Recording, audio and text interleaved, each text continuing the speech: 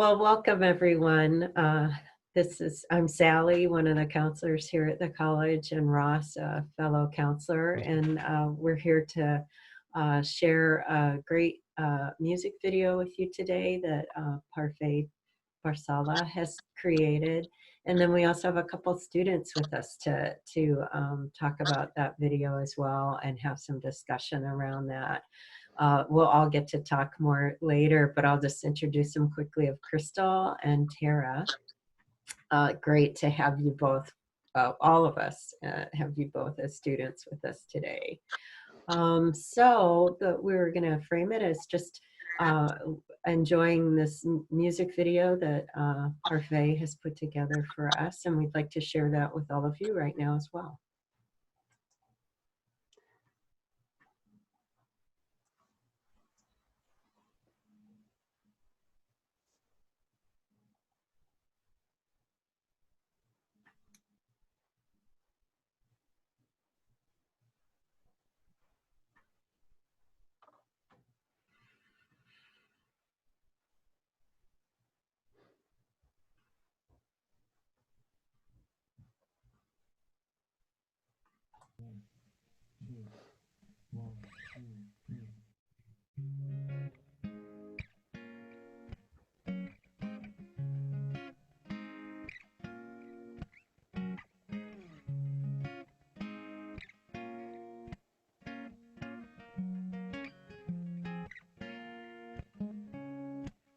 I'm standing here, you are there.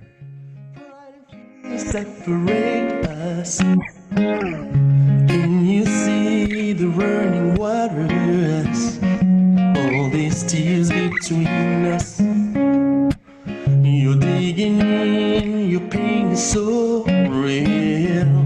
Can't you see it too? I'm hurting. We don't heal cause we don't speak. The lace got tears between us. Oh God, we need someone or something between us. Yes, God, we need someone or something between us. Would you send us a bridge? Send us a bridge. Cause our wounds are way too deep. Someone other than them or me. Cause I don't wanna be the bridge. Although I know one of us should be. Oh no, I don't wanna be the bridge. Would you care to be the bridge? Would you care to be the bridge? What would it take for us to trade places? It's getting old, playing safe. So much at stake, our children don't deserve this. We need a bridge between us. Oh, how long shall we be stuck here? We ought to rise above all the pain and all the tears, all the pain and all the fears. Oh God, we need someone or something between us. Yes, God, we need someone or something between us. Yes, God, we need someone or something between us. Yes, God, we need someone or something between us. Would you send us a bridge? Send us a bridge. Cause our wounds are way too deep. Someone other than them or me. Cause I don't wanna be the bridge. Although I know one of us should be. No, I don't wanna be the bridge. Would you care to be the bridge? Would you care? to beat the bridge? Would you care to beat the bridge? Would you care to beat the bridge?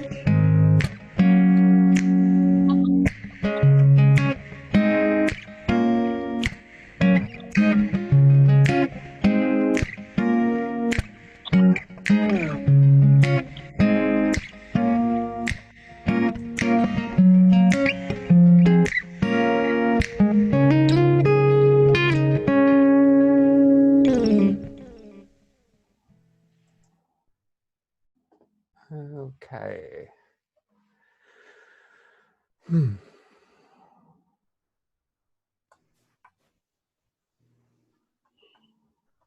Yeah, so Thank you, Parfait. yeah.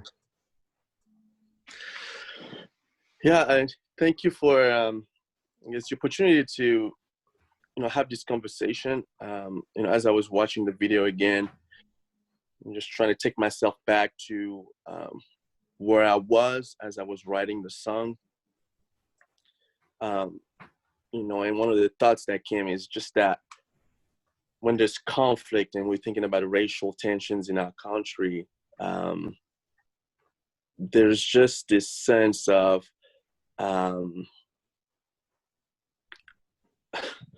do I put it? There's just this sense that we are all at a stage where like something's got to be done, but there can be some reluctance or hesitancy in terms of what is my role in this? What can I do?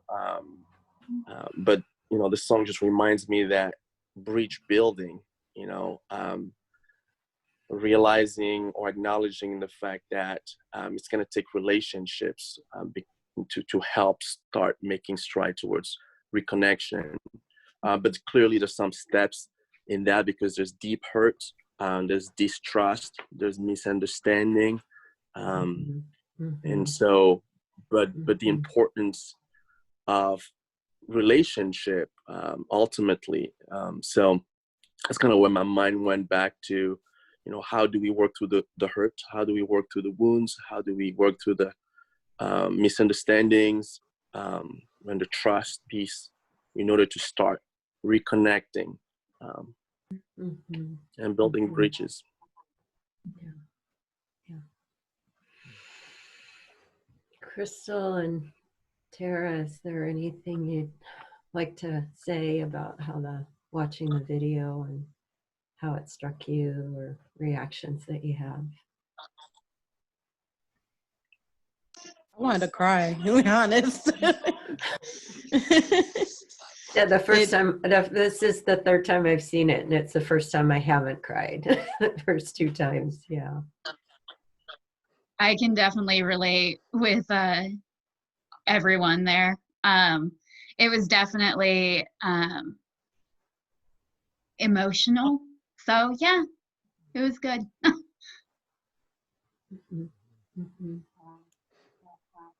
How does Yeah, that? this time while watching it, I recognized something I didn't in the first, which is that kind of ambivalent feeling about being the bridge and kind of wanting some higher power to do that, and then also recognizing that we all have some role in that. We can't just give it up to something outside of us. So that's something that struck me this time.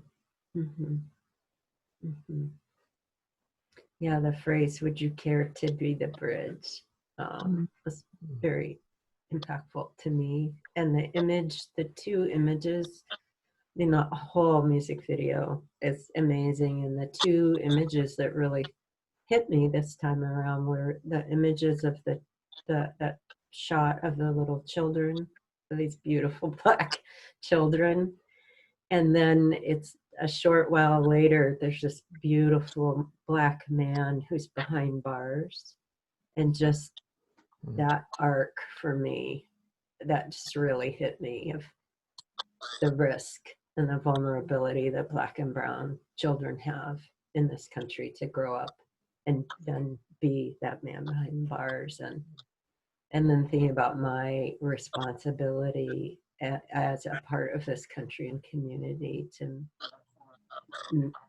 fight against that, and to be really thinking deeply, how do I do that, and engage in conversations and relationships. I think the scene with the kids was probably what hit me hardest, because I'm sitting there like, I've had to have this conversation with my kids, and my kids do not understand. Like, it's a constant like, that's not fair. Like, why would they not like us because it's something that we can't change? And I took them down to a protest.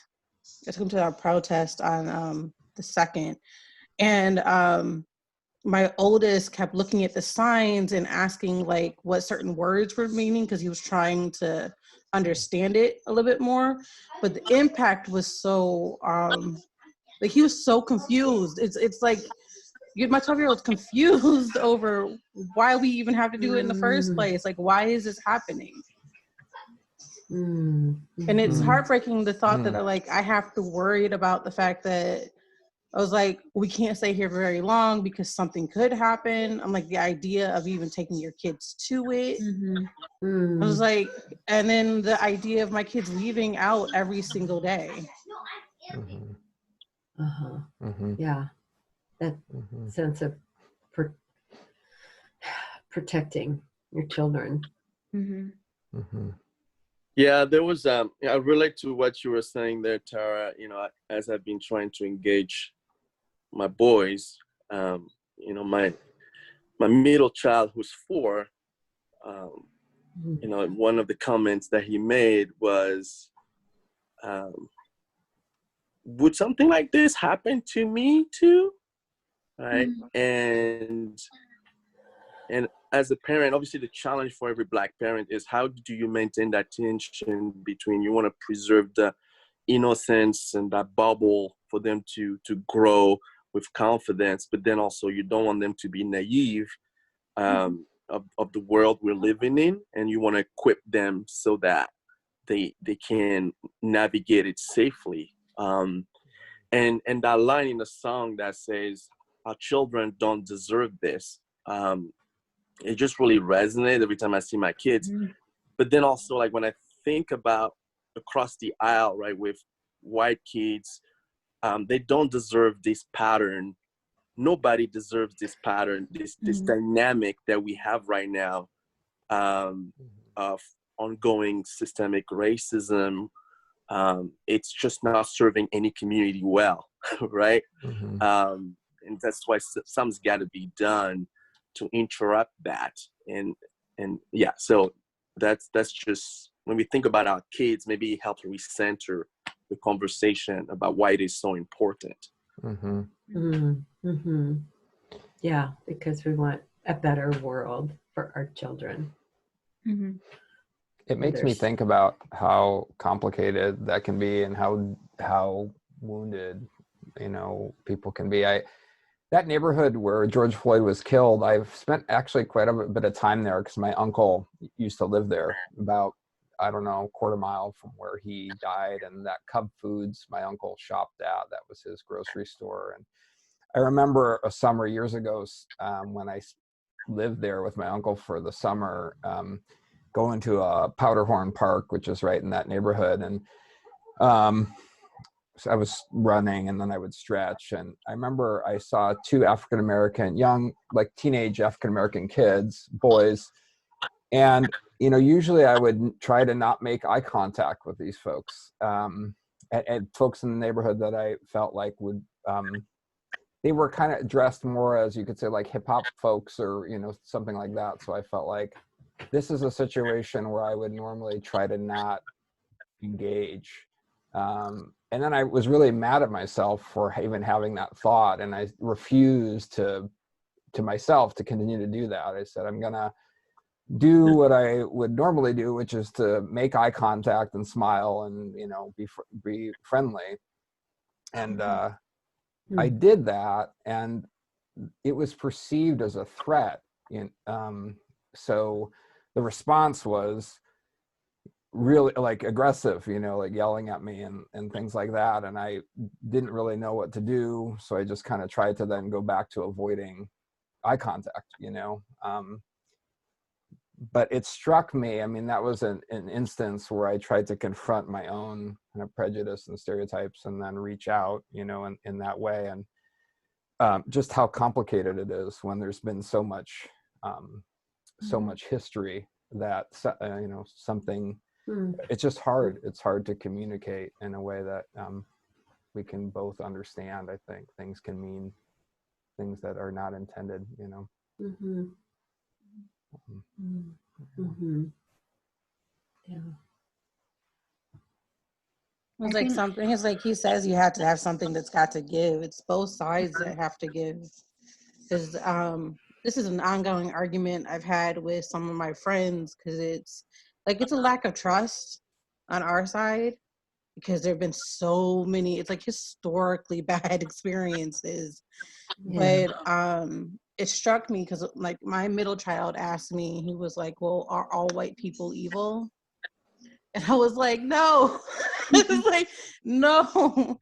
But and I had to break it down for him and try to get him to understand it. But then like trying to have that same conversation with somebody who's older, who considers like an entire race to be evil just because of like the bad apples that are in it. And then like how they completely shut down over like what Ross was saying. It was like he was just trying to say hi. Do you know what I mean? Like you have to give something in order to make this work. Mm-hmm. And while I understand that we struggle with trusting those around us, and that we have to take extra precautions to keep ourselves safe, we still have to put ourselves out there to make this work. Mm-hmm. Mm-hmm. Mm-hmm. Yeah, no, I think it's being named here. It's such a complex issue because it's, I cannot help but think about trauma. And when you have a group of people who are traumatized, and then the incidents that have traumatized, they keep happening, right? Because, events, every time there's an event like George Floyd or Ahmaud Arbery, it's a re-traumatization of the community. And so it makes it hard for the healing of the wounds that already existed. And so it deepens the distrust. But somehow, I mean, again, I'm not a psychologist, but there's some work that needs to be done. And I believe it's being done in some communities around healing. It's, we've acknowledged it's hard to heal when you're still getting hurt, right? But there's a healing component that needs to happen in order to help, because it takes two to build a bridge. I always have this analogy, right? A bridge always sits in two spaces of land separated by the water here, that, the metaphor in the song was God's tears, but it takes an anchoring in one's reality, but then reaching out towards the other in order to make it work. And I don't think it's fair to put the burden on either community to fix this. I think it's going to take two. But one thing that I've been chewing on recently is that, I think one of the frustrations on a lot of the Black community part is the feeling that the burden of trying to dismantle racism has been left to bodies of color, right? And not seeing so much acknowledgement, reckoning of the state of affairs in our country, and leadership from white communities to say, hey, this is a problem. We need to take leadership in trying to dismantle in our mix. Because I believe that as there's more leaders within Africa, white communities in different spheres of influences, taking leadership and say, this is part of our problem. Those bad apples, we got to do something about it. I think it will help with the trust piece in the relationship, and part of the healing piece. Absolutely. I just wanted to say that it's, it's that I appreciate, and that dilemma of, it's almost like we want to get ahead of ourselves and have to begin to trust and have the healing.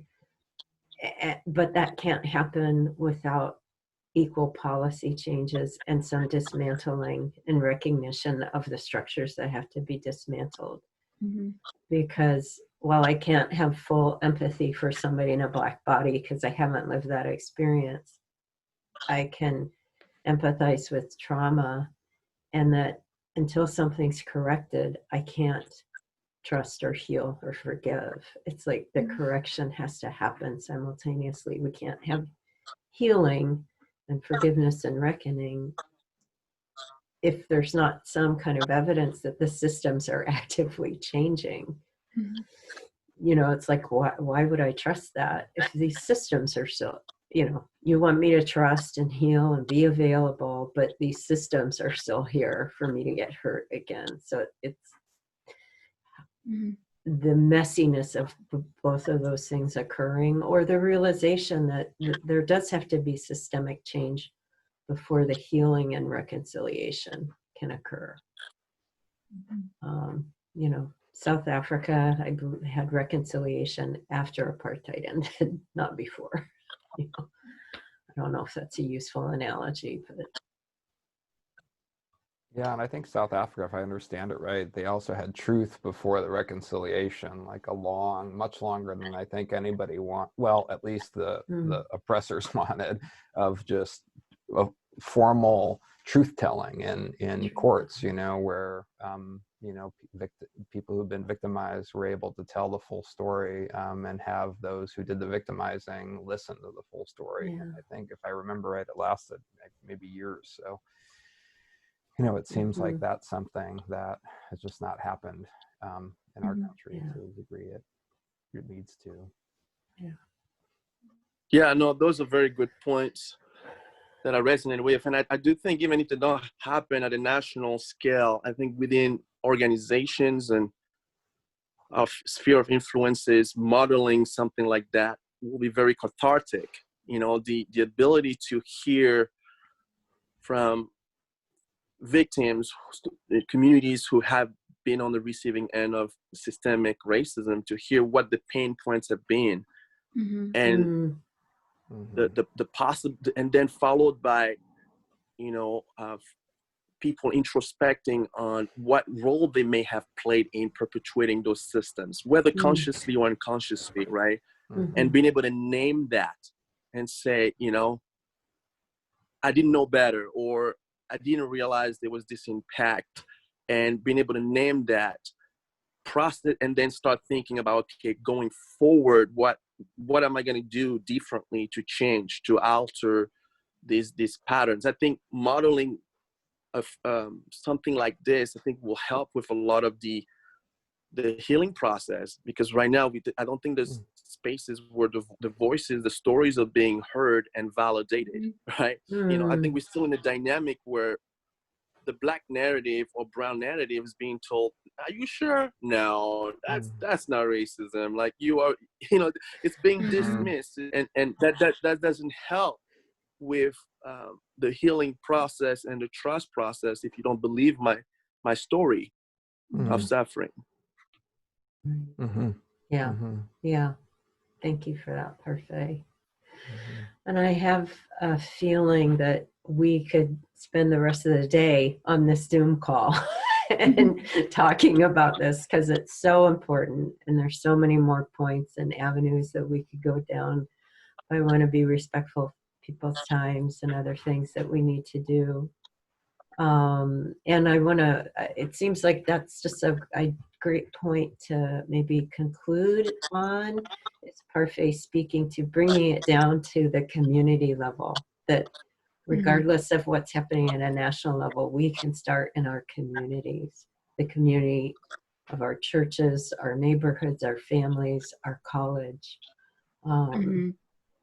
And Parfait, was there anything else you wanted to add about like a resource for that? I know we've got a few things we're going to put at the end of this video, but did you have anything specific you wanted to call out?